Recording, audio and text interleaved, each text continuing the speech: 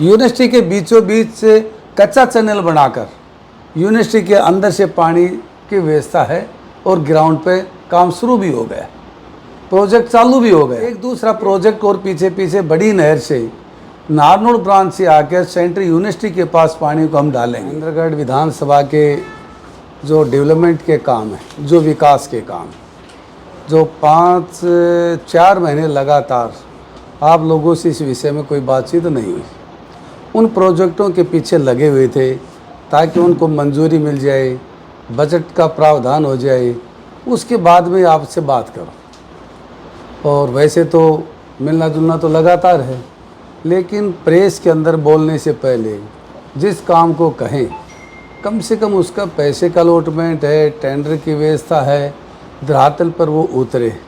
इन सब बातों के लिए आज आपसे बातचीत करने के लिए आपसे यहाँ निवेदन किया था। जिस प्रकार से आईआईटी का मुद्दा गरमाया हुआ है, पूर्व शिक्षा मंत्री ने भी अपने आवास पर प्रेस कॉन्फ्रेंस की है, क्या कहेंगे? देखिए, न तो ये मुद्दा गरमाया हुआ है, 2 महीने पहले ही इस मुद्दे पर चर्चा हुई। इस मुद्दे को लेकर माननीय मुख्यमंत्री जी से बात हुई, शिक्षा मंत्री जी से बात हुई, उसी हिसाब से अपने डिस्ट्रिक्ट एडमिनिस्ट्रेटिव लेवल के ऊपर डीसी, एडीसी, एसडीएम और सबसे बड़ी बात बनारस विश्वविद्यालय के अंदर भी आईआईटी है, जो सबसे पुरानी और मशहूर यूनिवर्सिटी। इसलिए यहाँ के सेंट्रल यूनिवर्सिटी के vice chancellor professor doctor Tankeshwar से भी इस विषय में बातचीत हुई। जब इतना बड़ा प्रोजेक्ट आए तो यूनिवर्सिटी के वाइस चांसलर से भी बात होना बहुत ज़रूरी था। और पाली गांव में बन रहा है तो पाली के सरपंच से भी डिस्कस करना ज़रूरी था। यदि और ज़मीन की ज़रूरत पड़े तो पंचायत देने के लिए तैयार है कि नहीं है। सरपंच ने भी, सभी साथियों ने भी बड़े भाव से ये आश्वासन दिया कि जितने भी इस प्रोजेक्ट में ज़मीन की ज़रूरत होगी हम देने के लिए तैयार। और जब वहाँ से आदेश चंडीगढ़ से यहाँ एडमिनिस्ट्रेटिव लेवल पर डीसी साहब के पास फाइल आई तो इन्होंने भी एक कमेटी बनाकर डीसी साहब, एडी साहब, एसडीएम तीनों की कमेटी के साथ साइट की वेरिफिकेशन की है। और जो जो अपने फैक्ट थे, स्टेट हाईवे 148 बी है, रेलवे स्टेशन है, 152 डी है और सेंट्रल यूनिवर्सिटी में भी 600 एकड़ ज़मीन है। तो बनारस विश्वविद्यालय में इस तरह का प्रोजेक्ट का प्रावधान है तो सेंट्रल यूनिवर्सिटी में भी आईआईटी लागू करने में सरकार को कोई दिक्कत नहीं आएगी। सबसे विशेष बात यह है, यदि ये प्रोजेक्ट यहाँ लागू हो जाता है तो 6 महीने के अंदर ही इस प्रोजेक्ट को हम शुरू आईआईटी की क्लासेस शुरू हो जाएंगी। यदि दूसरी जगह व्यवस्था होती है तो आज यदि घोषणा करेंगे तो 6-7 साल लग जाएंगी प्रोजेक्ट को चालू करने में। ये भी बहुत बड़ी विशेषता है, क्योंकि सेंट्रल यूनिवर्सिटी के अंदर ऑडिटोरियम की बात हो, चाहे क्लासरूम की बात हो, चाहे लैब की बात हो, चाहे ग्राउंड की बात हो, चाहे हॉस्टल की बात हो, सभी व्यवस्थाएं हैं। और सबसे ज़रूरी पानी की बात है। पानी की व्यवस्था के लिए भी बड़े बड़ी 2 लाइनें, 50-50 क्यूसेक की 2 लाइन सेंट्रल यूनिवर्सिटी से क्रॉस करके आगे बुर्ज तक ले जाने का भी प्रोग्राम, वो भी प्रोग्राम ही नहीं, काम शुरू भी है। यूनिवर्सिटी के बीचों बीच से कच्चा चैनल बनाकर यूनिवर्सिटी के अंदर से पानी की व्यवस्था है और ग्राउंड पे काम शुरू भी हो गया, प्रोजेक्ट चालू भी हो गया। एक दूसरा प्रोजेक्ट और पीछे पीछे बड़ी नहर से नारनौल ब्रांच से आकर सेंट्रल यूनिवर्सिटी के पास पानी को हम डालेंगे, वो भी पूरे एरिया को रिचार्ज करेगा और उसका भी प्रभाव 15 किलोमीटर आगे तक रहेगा। सपना ये है कि किसानों का 600 फुट से 250 फीट के ऊपर पानी कैसे आए, इस सब बात की व्यवस्था की। और आपने देखा होगा कि 18 करोड़ की लागत से माजरा के अंदर भी बड़ा प्रोजेक्ट हमने चालू करवा दिया है। माजरा कभी जाए तो देखेंगे, पूरे एरिए को रिचार्ज करने का काम किया। इसके साथ साथ दोहान नदी खेड़ की जो गौशाला है नदी के अंदर, 17 करोड़ की लागत से बड़ी नहर से लाकर वो पानी वहाँ डालेंगे। वहाँ 15-20 गांव में सीधा सीधा फ़ायदा होगा, क्योंकि खेड़की विधानसभा का पहला गांव है, इधर से आखिरी गांव है, राजस्थान के बॉर्डर से है। राजस्थान के लोगों को फ़ायदा होगा और हमारी पूरी ड्राई बेल्ट है वो भी रिचार्ज हो जाएगा। जो हमारा सपना था कि 150 फीट के ऊपर किसान अपनी मोटर को कैसे चलाए, वो सपना भी साकार होगा। इसके साथ साथ ही पानी की यदि हम बात कर लें पहले, तो एक 22 करोड़ की लागत से कुछ प्रोजेक्ट हमने तैयार करवाए। गांव के अंदर गंदे पानी की निकासी की सबसे बड़ी प्रॉब्लम थी। ले देकर कितना भी काम करें, लेकिन वो पानी जब तक हम बाहर नहीं भेजें, उस निकासी का प्रबंध नहीं करें, जब तक आए दिन गांव के अंदर लोगों को रहना दुर्लभ हो गया, बदबू आना, महामारी का फैलना, मच्छरों की जिस तरह से व्यवस्था, मच्छर लगातार बढ़ना, मलेरिया बढ़ना, इन सब बातों को ध्यान में रखते हुए मेरे पास एक लंबी चौड़ी लिस्ट है। जो सबसे बड़ी समस्या थी, बावानिया गांव है, उसके अंदर 2 व्यक्ति डूब के मर भी गए था, बड़ा बुरा हाल है। उसके साथ खेड़ा गांव, उसमें भी यही हाल आपने देखा होगा। बसई में जिसके लिए एजिटेशन भी हुआ, हड़ताल भी, भूख हड़ताल भी हुई। खात्योद है, आकोदा है, और इसके साथ बूचोली है, गडानिया है, मालड़ा है, सतनाली है। ये गांव पानी की निकासी, गंदे पानी की निकासी का हम इंतजाम कैसे करें, इस सब की व्यवस्था करवाई है। और जड़वा के अंदर भी बड़ा तालाब बनाकर, पक्का भी और कच्चा भी, उसकी व्यवस्था हमने करवाई है। प्रेशर की लाइन से भी गढ़ी गांव के अंदर, जो ये भी हमारे विधानसभा का पहला गांव है, पानी की बड़ी व्यवस्था वहाँ ठीक नहीं है। इसके लिए भी हमने 3 करोड़ 82 लाख के लागत से प्रोजेक्ट पास करवाया। और इसके साथ साथ कुछ प्रेशर की लाइन पल के अंदर, गडानिया के अंदर जो अंतिम जो टेल है, जिसको हम बोलते हैं कि 6 नंबर पावर हाउस है, और टेल का एरिया गडानिया और दूलोट है, जहाँ पानी जाते जाते पानी कम मात्रा में जाता है, वहाँ भी 35-40 क्यूसेक पानी कैसे पहुँचे, इस सब की व्यवस्था करवाई है। और इनके साथ साथ जो हमारे अधूरे प्रोजेक्ट है, जिस तरह से कि सब डिपो की बात थी, सब डिपो के भी हमने कागज़ बनवा के एफडी के अंदर, फाइनेंस डिपार्टमेंट के अंदर फाइल चली गई, जल्दी उसको चालू करवाएंगे। जो अपना पशु लुवास का एक प्रोजेक्ट था, पशु अस्पताल रिवासा के अंदर, काफ़ी लंबे टाइम से पेंडिंग था, अब उसके आज से शिफ्टिंग का भी काम शुरू हो गया। जो पंचायत घर में जो हॉस्पिटल था, उसको मेन हॉस्पिटल में रवासा के उसमें शुरू कर दिया है। और आने वाले समय में माननीय मुख्यमंत्री जी से भी निवेदन किया है कि इसके अंदर VLD कॉलेज का प्रावधान किया जाए। लुवास हिसार के बाद पूरे हरियाणा प्रदेश में पहला ऐसा हॉस्पिटल है पशुओं का, जिसके अंदर अल्ट्रासाउंड, एक्सरे, बड़ी बड़ी बीमारियों की इलाज के लिए और उनके चेकिंग के लिए बड़ी बड़ी लैब हैं। सब व्यवस्थाएं हमें हिसार जाने की जरूरत नहीं पड़ेगी। नहीं तो किसान गाड़ी करता था, हिसार जाता था, पूरा समय भी लगता था, खर्चा भी लगता था। इन सब बातों की व्यवस्था के लिए काम भी करवाया। इसके बाद IMT की बात थी।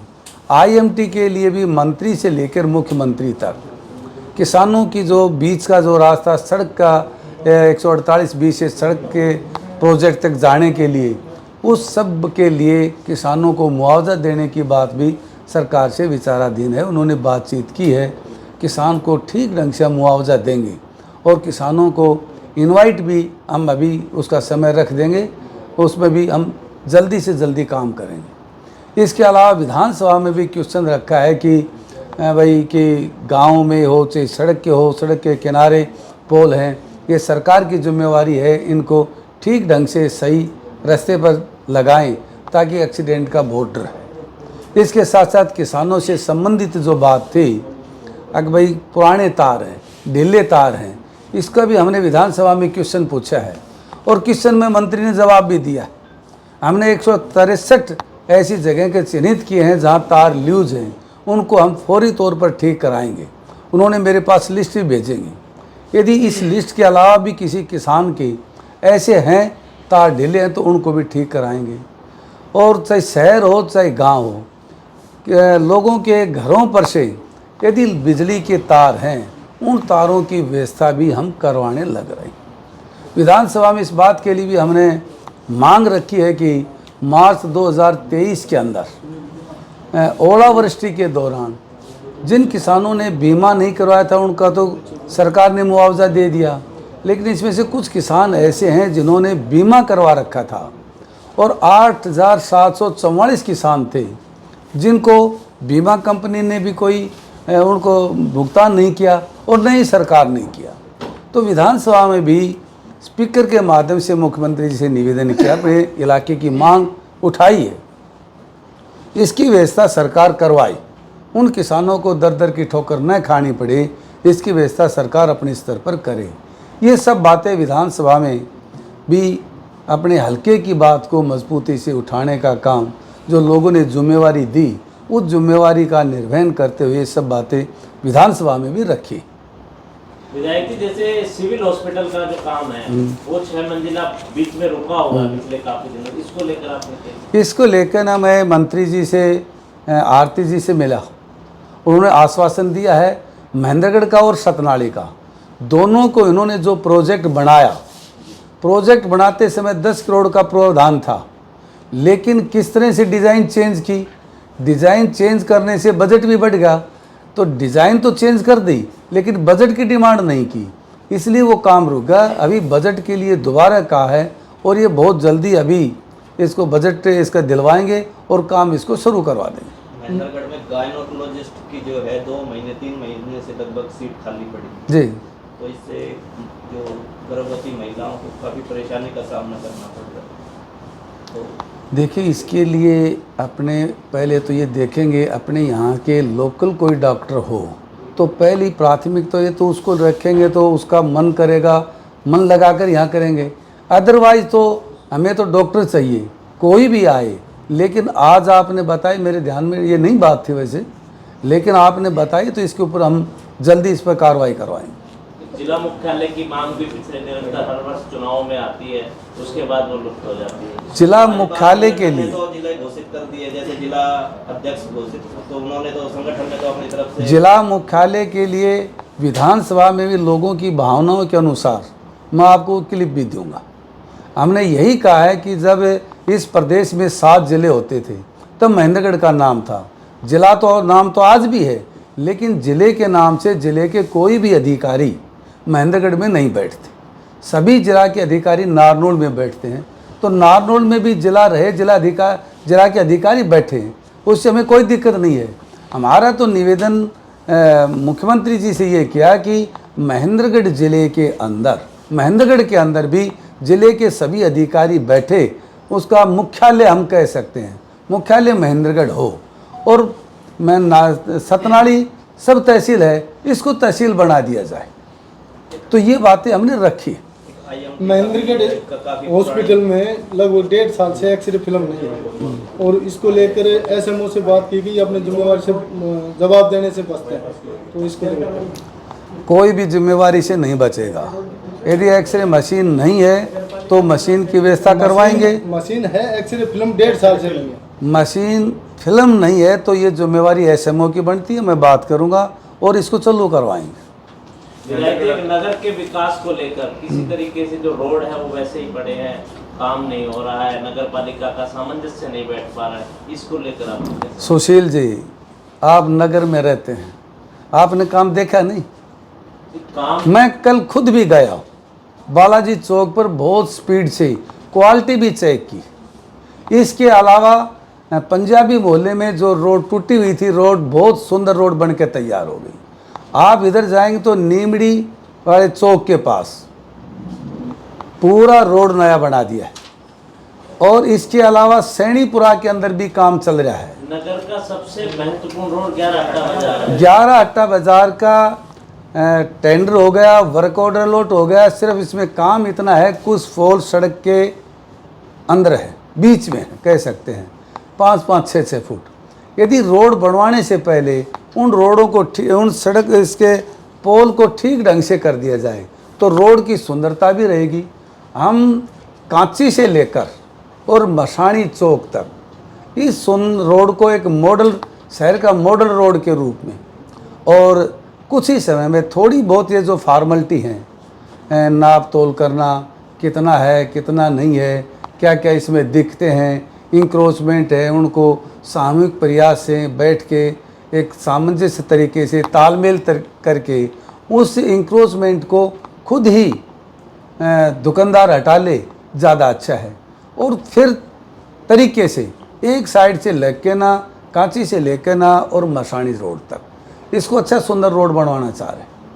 और इसमें तो बहुत थोड़ा बहुत टाइम लगेगा, कागज़ कार्रवाई नाप तोल का है, कुछ पोल वगैरह का इशू है, इसके बाद में शुरू कर देंगे। कैंची से ही महेंद्रगढ़ अटेली रोड शुरू होता है, जो एक्सप्रेसवे को जोड़ता है, NH को जोड़ता है, साथ में स्टेट हाईवे को जोड़ता है, उसमें अभी तक कोई मरम्मत कार्य उस रोड की बहुत हालत ख़राब है। इसके लिए मैंने विधानसभा में मंत्री से क्वेश्चन भी लगाया, क्वेश्चन पूछा भी। मंत्री जी ने ये कहा कि ये HSRDC को है, हम इसकी चौड़ाई बढ़ाना चाहते हैं और एडमिनिस्ट्रेटिव अप्रूवल भी इसको मिली हुई है, लेकिन हमने उससे ये निवेदन किया है मंत्री जी से, उसमें समय लगे तो इसी को अच्छी स्पेशल रिपेयर करके, जब तक चौड़ाई बढ़े, इसकी फॉर्मेलिटी हो, पेड़ कटे, उसमें समय लगेगा। हम इसको एक दिन भी डिले नहीं कर सकते। ये लोगों के लिए बहुत सबसे अपनी विधानसभा में सबसे कंडम रोड है। आपके चैनल के माध्यम से कहने मुझे कोई संकोच नहीं। मैंने विधानसभा में भी कहा है, मैंने कहा कि मुख्यमंत्री जी ने तो 6 महीने का नाम लिया है, भाई 6 महीने में सब रोड की रिपेयर हो जाएगी, और मेरे को मंत्री जी आपने 9 महीने की कह दी, तो हमें तो 6 महीने भी बहुत दूर हैं। जल्दी से जल्दी इसको स्पेशल रिपेयर करवा जाए तो उसको बहुत जल्दी से हम इस पर काम करवाएंगे। अब बजट सत्र में से होकर आए हैं, महेंद्रगढ़ विधानसभा के लिए कितना बजट अपेक्षित करवाया, क्या विकास कर? अब महेंद्रगढ़ के लिए जिस तरह से IMT है, महेंद्रगढ़ के लिए सब डिपो है, महेंद्रगढ़ के लिए अनाज मंडी के लिए जगह देखने लग रहे हैं, और महेंद्रगढ़ में बाईपास की लैंड एक्विजिशन एक्ट, जो भूमि अधिग्रहण की जो थोड़ी सी दिक्कत है, उसकी व्यवस्था किस तरह से सरकार करेगी। जब तक ज़मीन एक्वायर नहीं होगी, जब तक बाईपास की संभावना कम है। लेकिन हमने विधानसभा में इस बात को रखा है, मंत्री से भी क्वेश्चन किया है कि महेंद्रगढ़ सबसे पुराना शहर और ये रोड भी सबसे पुराना, कितना एरिया बढ़ा है, सभी शहर बड़े हैं, तो ये तो रोड शहर के बीचों बीच हो गया। इस रोड के ऊपर 2-2 कॉलेज हैं, मिनी सचिवालय भी है, स्कूल भी है, तो आए दिन एक्सीडेंट का भी डर है। इसलिए महेंद्रगढ़ के अंदर बाईपास का बनाना सबसे ज़रूरी, इस बात को रखा है, और सरकार इस पर विचार कर रही है। अब भाई ज़मीन का अधिग्रहण किस तरह से करके जल्दी लोगों को सुविधा दी जाए। तो IMT को लेकर सरकार की क्या मंशा ठीक लग सरकार रही की है? मंशा, कंप्लीट हो गया। सरकार की मंशा 100% सही है। सरकार चाह रही है IMT बना। चुनाव आते हैं तो अब तो चुनाव 4.5 साल बाद आएंगे, 4.5 साल बाद आएंगे। ठीक है, ठीक है। सबसे पहले मनोहर लाल जी का ही बताएं। सब डिपो की तो मैंने बताया कि फाइनेंस डिपार्टमेंट के अंदर फाइल गई है, और अब जल्दी उसको लेकर और जल्दी, बहुत जल्दी शहर करें। में पार्किंग की व्यवस्था, शहर में पार्किंग की, सीवर की, पीने के पानी की, ये सब चीज़ों की व्यवस्था। एक आपके चैनल से और बताना चाहूँगा कि महेंद्रगढ़ के शहर को डेवलप ठीक ढंग से करने के लिए एजेंसी हायर की, 4-5 एजेंसियों ने टेंडर डाला। उनमें से देखेंगे कौन सी एजेंसी की रेपुटेशन ठीक है, कौन से ठीक ढंग से काम करेगी, उनकी क्या क्या काम करने का तरीका, पूरे शहर का मैप बनाकर, और ये देखेंगे कि कहाँ पार्किंग की ज़रूरत है, कहाँ पानी की निकासी की ज़रूरत है, कहाँ बड़े बड़े जो हम और व्यवस्था कैसे कर सकते हैं लोगों की सुविधा के लिए, वो सब व्यवस्था वो एजेंसी करेगी। शहर को ठीक ढंग से सुंदर बनाए। मोड़ा आश्रम के पास भी अच्छे से अच्छा हम कैसे बना सकते हैं, वो एजेंसी एक डाटाबेस, उसका बजट भी और उसकी ड्राइंग भी, दोनों तीनों चीज़ें, पानी की निकासी से लेकर, सीवर से लेकर, और पानी के पीने की व्यवस्था, और जो ढीले तार हैं लटक रहे हैं, केबल की व्यवस्था हो, अंडरग्राउंड केबल हो, किस तरह की व्यवस्था अच्छी से अच्छे ठीक ढंग से हो, ये उस एजेंसी जो रियायत देगी, जो अपने सुझाव देगी, उसी सुझाव से लंबे टाइम तक हम काम करेंगे। इसके अलावा जिस तरह से सिनेमा रोड वगैरह जो बना था, क्वालिटी हल्की थी, लेकिन आज भी उसकी हालत बहुत ख़राब है। विजिलेंस इंक्वायरी है, उसके लिए भी हमने ये कहा है कि इंक्वायरी होती रहेगी। सैंपल लेके हमें ठीक बनाने की परमिशन दी जाए, उसके ऊपर भी काम कर रहे हैं। क्योंकि एडीसी साहब ही डीएमसी का चार्ज है और भी जिम्मेवारी बनती है। उन्होंने परसों भी हमने मीटिंग की, ये कहा पहले मैं महेंद्रगढ़ 1 दिन आता था हफ्ते में, अब मैं 2 दिन आऊँगा और पूरा ध्यान इधर रखेंगे महेंद्रगढ़ के डेवलपमेंट के लिए। जिस तरह से कि सबसे पहले इसकी आपकी लाइट और तिरंगा लाइट, 2 आपने कभी तिरंगा लाइट आज से पहले तो कभी नहीं देखी होगी बाजार में, देखी कभी? अब देख रहे हो, मान रहे हो बात? तो लाइट भी आपने देखी कि 80% तो काम हो गया।